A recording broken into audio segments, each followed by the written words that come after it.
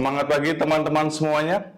Ya, saat ini kita sudah masuk kepada materi yang ingin saya sampaikan kepada teman-teman semuanya.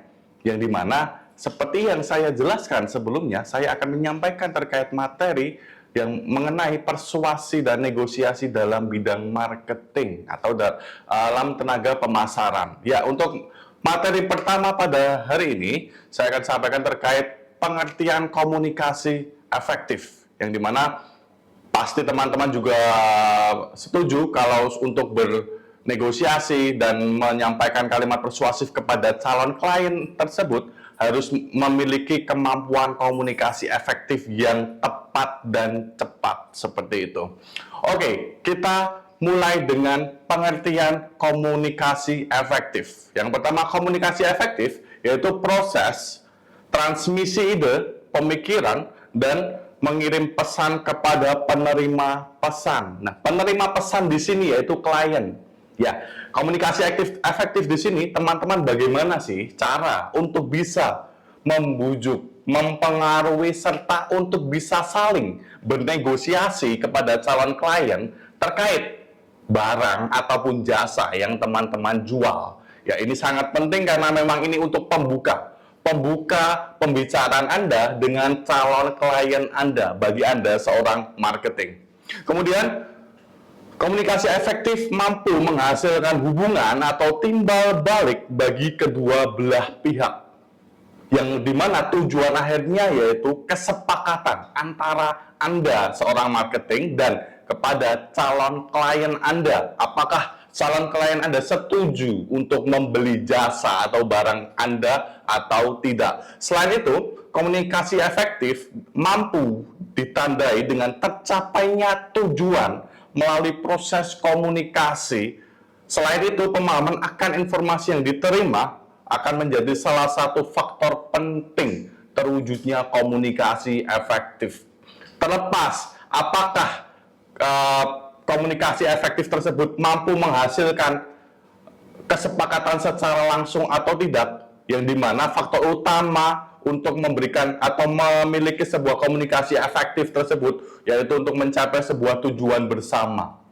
Entah setuju untuk membeli atau tidak, atau entah perlu memikirkan apakah saya perlu membeli barang ini atau tidak, ataupun mungkin tidak goal atau tidak setuju untuk membeli barang. Yang di sini garis besarnya itu teman-teman mampu mengkomunikasikan produk Anda, jasa Anda kepada calon klien. Selain itu, komunikasi efektif mampu menggabungkan serangkaian keterampilan komunikasi, karena di sini banyak sekali keterampilan komunikasi yang bagi Anda seorang marketing wajib miliki.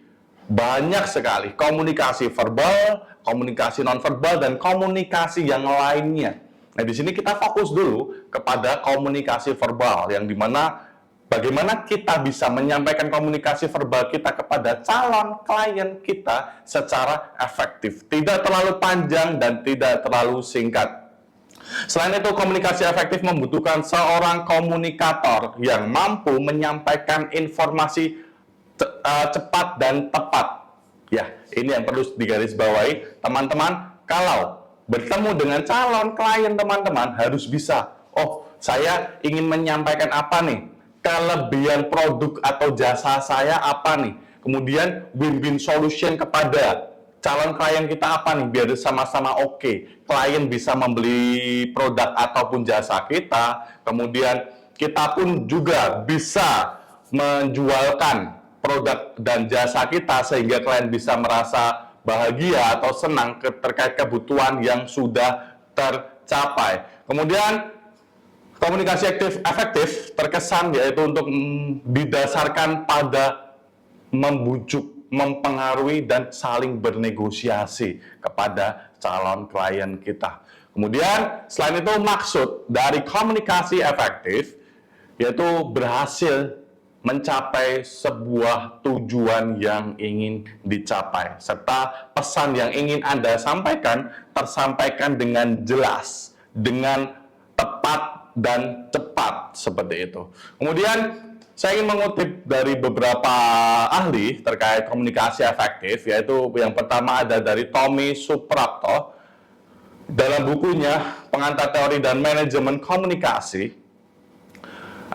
komunikasi efektif terjadi apabila komunikan menerima pesan atau maksud sebagaimana yang dikehendaki oleh pengirim pesan. Ya, contoh simpelnya seperti yang sebelumnya saya sampaikan, yaitu Anda seorang marketing atau seorang tenaga pemasaran menyampaikan apa yang ingin Anda sampaikan kepada calon klien, kelebihan produk Anda atau jasa Anda, kemudian apa korelasi atau hubungannya dengan kebutuhan si calon klien. Kemudian, apa yang kira-kira Anda bisa garansikan terhadap produk dan jasa. Kemudian, selanjutnya yaitu terkait win-win solution atau solusi terbaik mengenai harga Anda dan klien Anda, bagaimana untuk mencapai harga yang disepakati, sehingga terjadilah kesepakatan untuk membeli produk maupun jasa Anda. Seperti itu.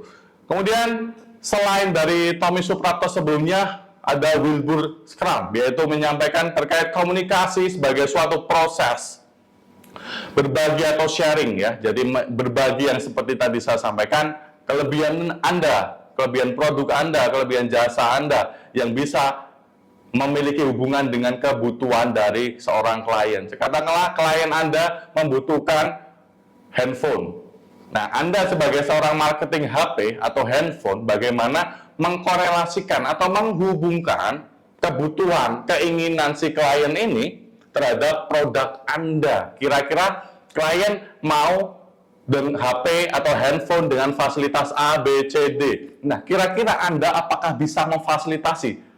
Apabila bisa, sampaikan kelebihan dari produk Anda, fasilitas dari produk Anda, kemudian fitur-fitur dari produk Anda, kelebihan produk Anda apabila dibandingkan dengan produk-produk yang lainnya. Itu perlu teman-teman sampaikan.